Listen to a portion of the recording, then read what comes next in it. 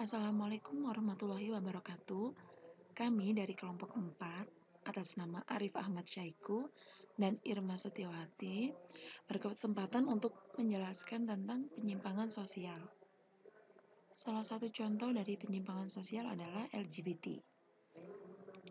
Pertama, kita akan pelajari tentang sejarah LGBT, di mana dapat kita telusuri kembali sejak awal pertama bukti seksualitas dan cinta sesama jenis tercatat pada peradaban kuno.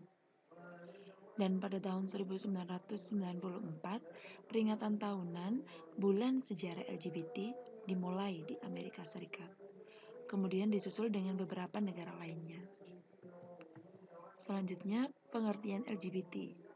Akhir-akhir ini, di Indonesia marak sekali pembahasan mengenai LGBT. Sebenarnya apa sih LGBT itu? LGBT ini merupakan suatu singkatan dari 4 kata. L. Lesbian, suatu orientasi seks yang mana perempuan menyukai sesama jenis perempuan. Kemudian G, sebutan untuk seorang laki-laki yang menyukai sesama laki-laki. B, biseksual, sebutan untuk seseorang yang dapat tertarik dengan laki-laki maupun perempuan. Dan T adalah transgender, keadaan di mana seseorang yang memiliki penampilan atau perilaku berkebalikan dengan jenis kelaminnya. Jadi seorang laki-laki yang berdandan layaknya seorang perempuan, begitu pula sebaliknya. Selanjutnya, kita mencari tahu tentang penyebab penyimpangan sosial. Yang pertama ada faktor lingkungan. Jadi faktor lingkungan ini bisa memicu terjadinya LGBT.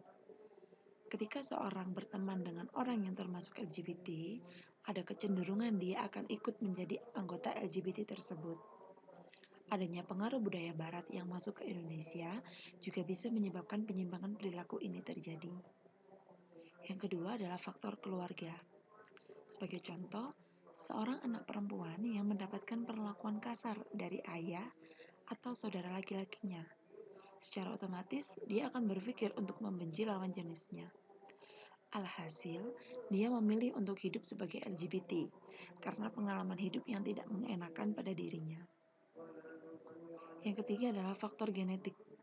Penyimpangan seksual seperti lesbian, gay, biseksual, ataupun transgender bisa terjadi karena adanya riwayat keturunan dari anggota keluarga sebelumnya. Selanjutnya, bahaya LGBT. Faktanya, penyebaran LGBT begitu cepat. Bahkan yang tadinya terlahir sebagai perempuan atau laki-laki normal dapat terkena hal tersebut. Hal tersebut tidak boleh dibiarkan begitu saja, mengingat dampaknya yang sangat besar. LGBT bisa membahayakan kesehatan, pendidikan, dan moral seseorang. Di sini 6 bahaya yang kita angkat adalah yang pertama, kanker anal atau dubur.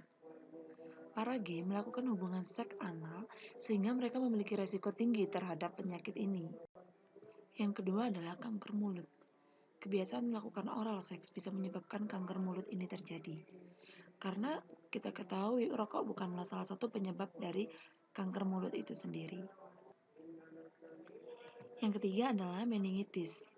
Meningitis disebut juga dengan radang selaput otak yang terjadi karena infeksi mikroorganisme, kanker, penyalahgunaan obat-obat tertentu, dan mengalami peradangan tubuh. Namun, hal ini diungkapkan juga merupakan salah satu penularan hubungan seks yang dilakukan oleh LGBT. Selanjutnya yaitu HIV atau AIDS. Umumnya para LGBT memiliki gaya hidup seks bebas dengan banyak orang, sehingga kecenderungan terkena virus HIV atau AIDS sangat tinggi. Yang kelima adalah dampak pendidikan. Selain berdampak pada kesehatan, LGBT juga mempengaruhi pendidikan seseorang. Sebab, seorang LGBT memiliki permasalahan putus sekolah 5 kali lebih besar dibanding dengan siswi atau siswa normal. Dan yang terakhir adalah dampak keamanan. Adanya LGBT ini menyebabkan terjadinya pelecehan seksual terjadi di mana-mana. Bahkan banyak kasus yang mana pelecehan tersebut terjadi pada anak-anak. Selanjutnya, bagaimana cara kita mengatasi LGBT? Mengingat dampak LGBT sangat mengerikan. Sebaiknya ada upaya untuk mencegah timbulnya LGBT. Caranya antara lain sebagai berikut. Yang pertama, mencegah pergaulan. Yang kedua, menutup segala celah pornografi, misalnya dari gadget. Orang tua harus aktif dalam hal ini. Yang ketiga, diadakan kajian atau seminar mengenai bahaya LGBT di sekolah-sekolah. Yang keempat, adanya undang-undang yang melarang adanya LGBT, sehingga hal ini tidak menyebar semakin parah. Dan yang kelima, diadakan penyuluhan keagamaan mengenai LGBT yang menyimpang dari aturan agama. Sekian presentasi dari kelompok 4. Terima kasih atas perhatiannya. Wassalamualaikum warahmatullahi wabarakatuh.